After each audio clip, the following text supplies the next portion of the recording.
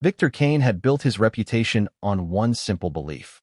Every property had a price, every obstacle had a solution, and every tenant eventually gave in. That confidence had carried him from one successful acquisition to another, earning admiration from investors who cared only about returns and numbers on quarterly reports. When he purchased the aging apartment buildings along Maple Avenue, he imagined another routine project that would be completed within months.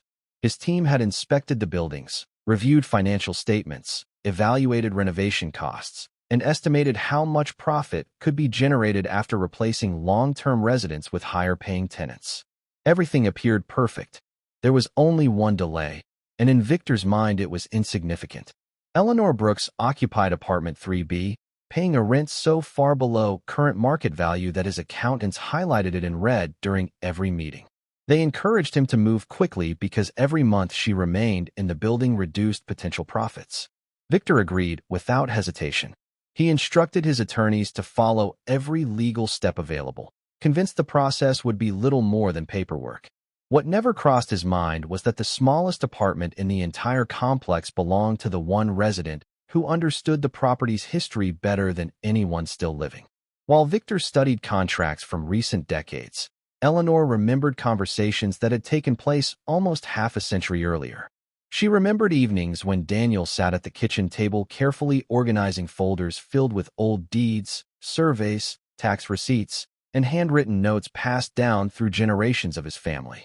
She never asked why he spent so much time preserving papers that seemed to have little value.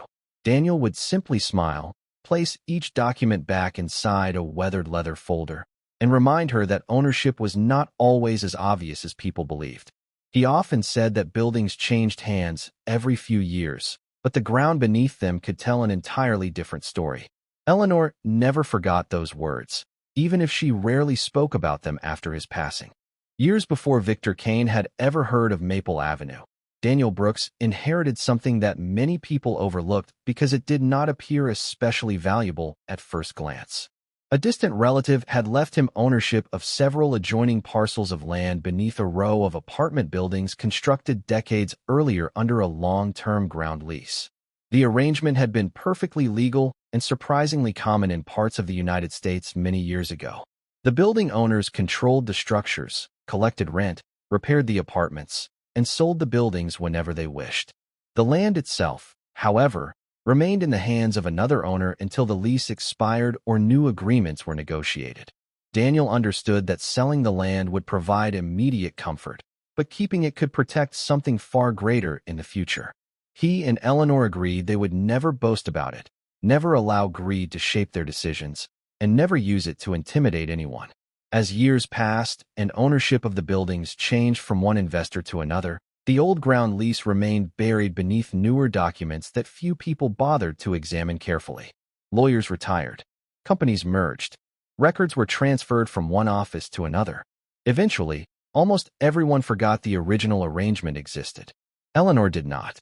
She continued paying her modest rent because the lease required it, never revealing that the monthly payments represented only one small part of a much larger legal picture.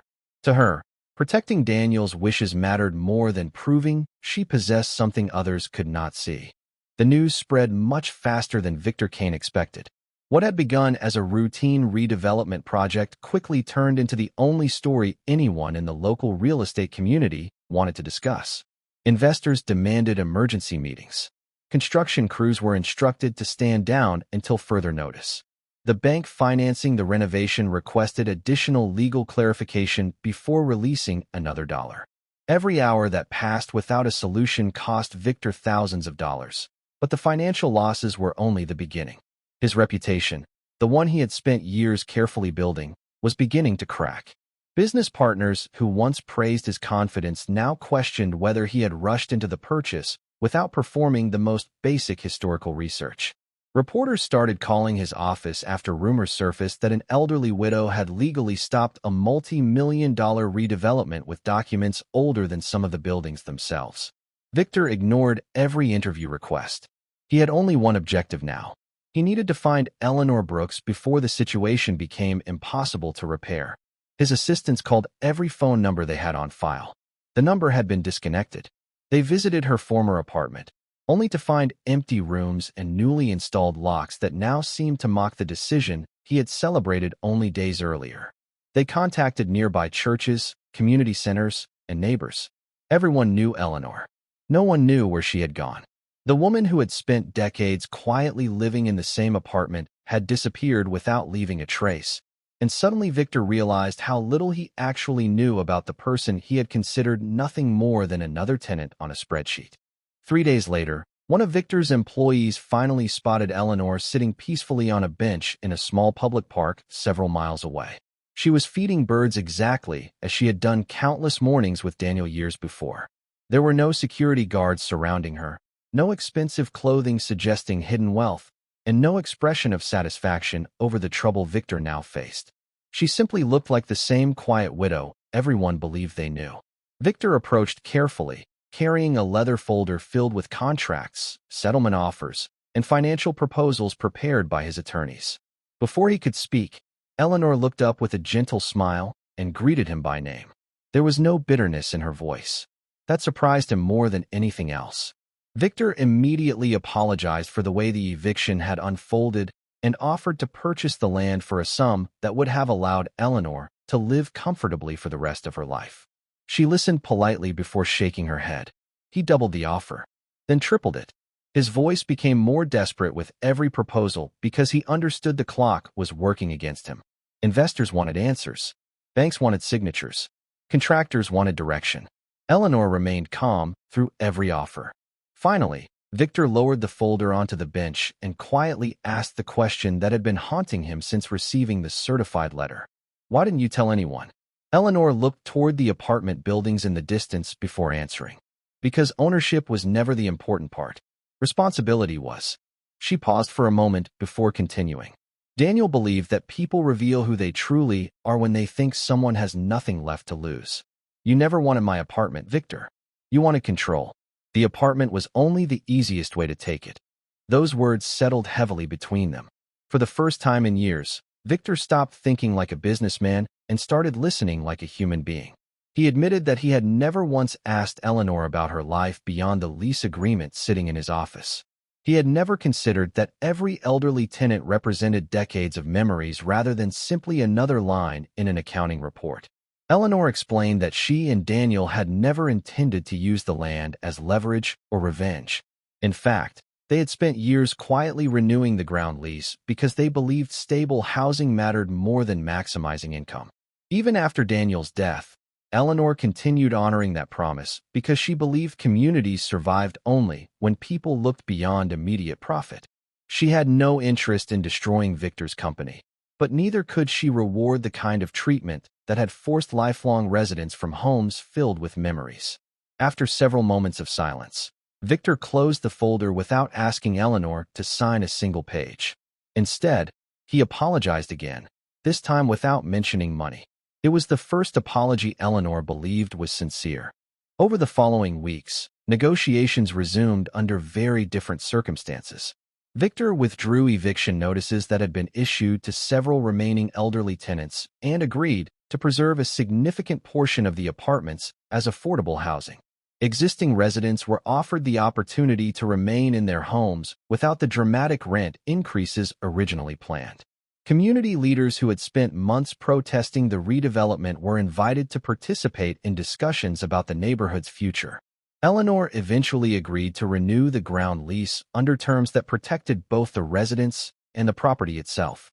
She could have demanded an enormous financial settlement. She chose something she considered far more valuable: stability for families who feared losing the places they called home. The additional lease income she received was quietly donated to local housing charities and assistance programs, helping seniors remain in their communities. Few people knew about those donations because Eleanor insisted they remain private. Recognition had never interested her. Keeping Daniel's promise always mattered more than public praise. Victor Kane's company survived, although the experience transformed the way he approached every project afterward. Future redevelopment plans included conversations with residents before construction schedules were finalized.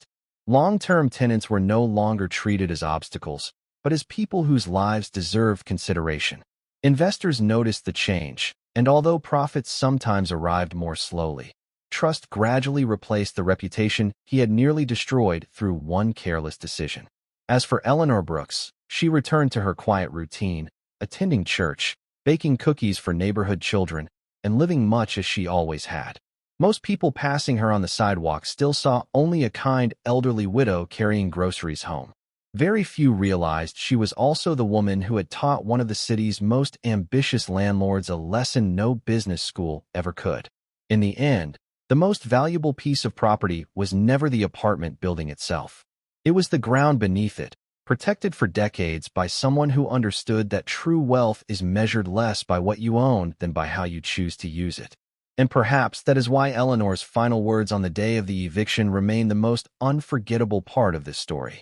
Be careful what you celebrate. Victor believed he had won the moment those locks clicked into place. He discovered far too late that victory built on arrogance rarely lasts. But what do you think? If you had been in Eleanor's position, would you have forgiven Victor and given him another chance? Or would you have walked away and let him face the consequences of his own decisions? Let us know your thoughts in the comments below, and if you enjoyed this story, don't forget to subscribe for more unforgettable stories with surprising twists. We'll see you in the next one.